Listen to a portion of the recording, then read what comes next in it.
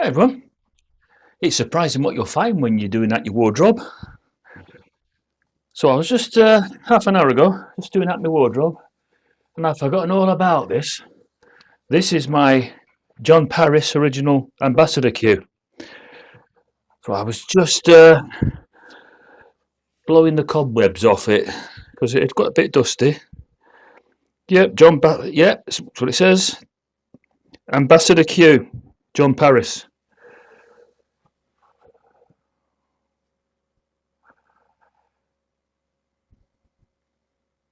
Come in a bit closer. It's not grabbing the focus too well there, but probably need an overhead camera. That would have done it. So I'm just having a good look at it. Seems to be in nice, beautiful condition. Yeah, tip looks absolutely fabulous, along with the ferrule. No, I don't think it's a titanium ferrule. I don't think so. And it doesn't really look brass. It could be brass, but it might be a thin brass. But most of the ferrules were brass, weren't they, back in the 80s? So let's just put it together and see what it's like. It feels good. But a good Q, when they're made, oh yeah, yes, it does feel pretty good. Let's just feather it up.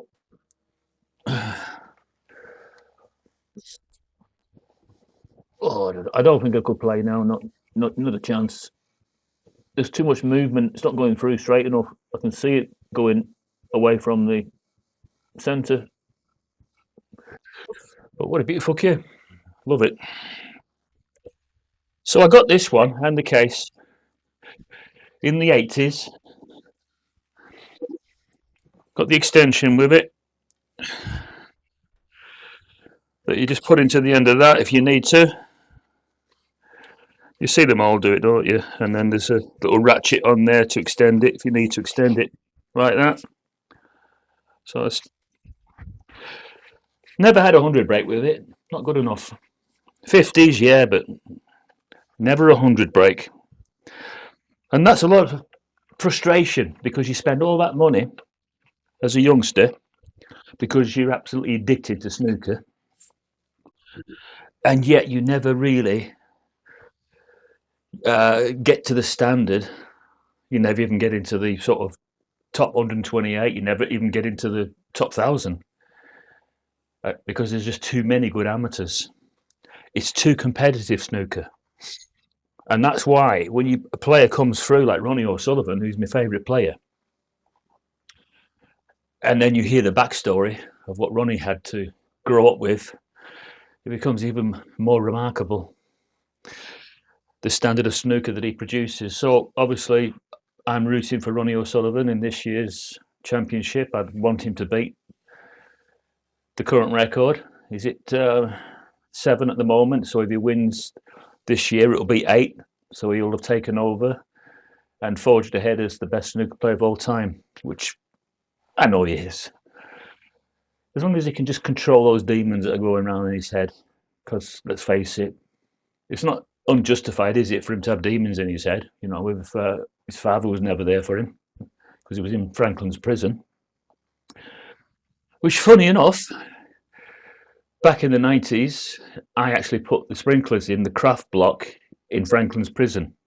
Me and another chap. I did not like working in Franklin's prison. Category A, people like Shipman, Ronnie O'Sullivan's dad, and some real ruffian, dangerous peoples in that bloody prison, I'll tell you. So, yeah, it's nice to find my OQ. Never thought it would be in such good condition after all this time, but why shouldn't it be in good condition? It's in a case, and it's not as if in that passage of time it's going to rust up because, you know, it's made of wood, isn't it? Beautiful wood. So there she is,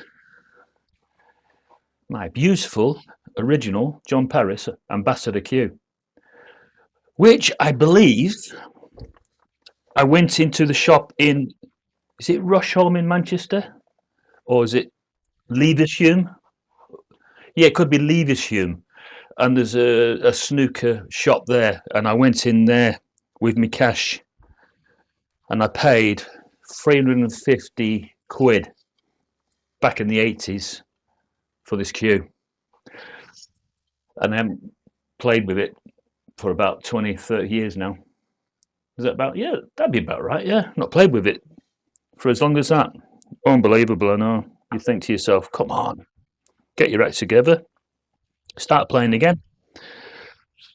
But you don't, do you? Because you get involved with your career and other things, you get married, and you can't be spending all that time down the snooker club if you're married. You know, you've got split loyalties. So would I sell my ambassador cue? Don't know.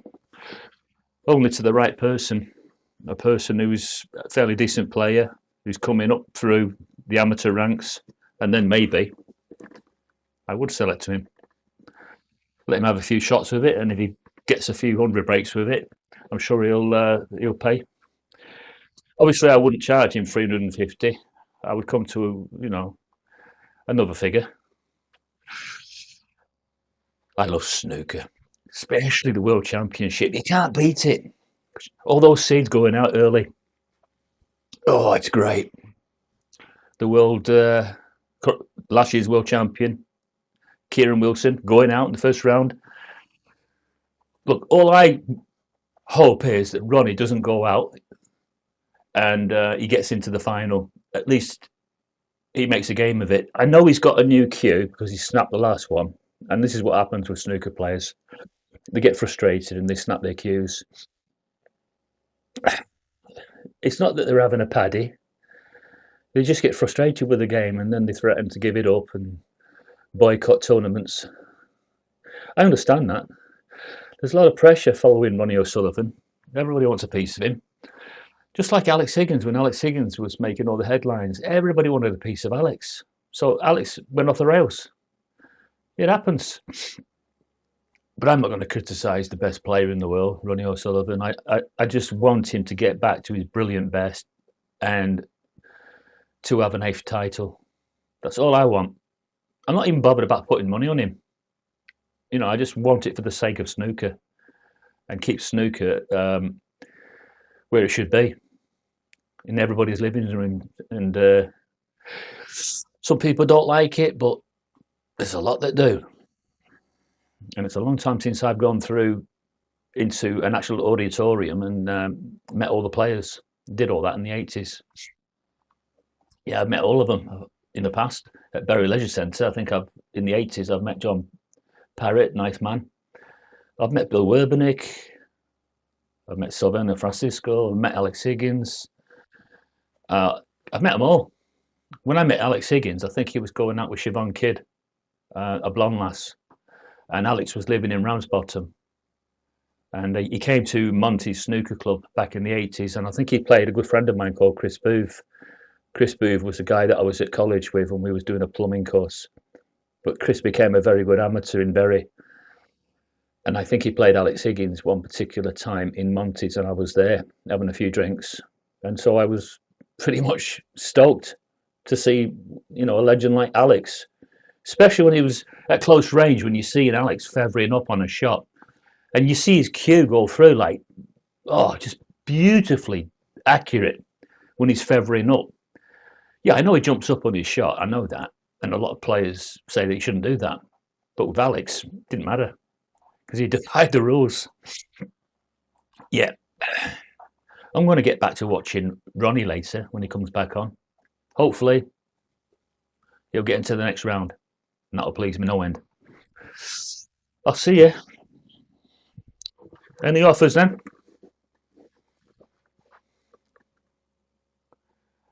Q crap. Oh, look at that. It's got my initials on. Oh, well, we can rub that out, can't we? MS. We can soon rub that out if a new owner wants to come along and make me an offer. John Paris Ambassador. Beautiful cue maker. This time I will be saying goodbye. Okay. Goodbye.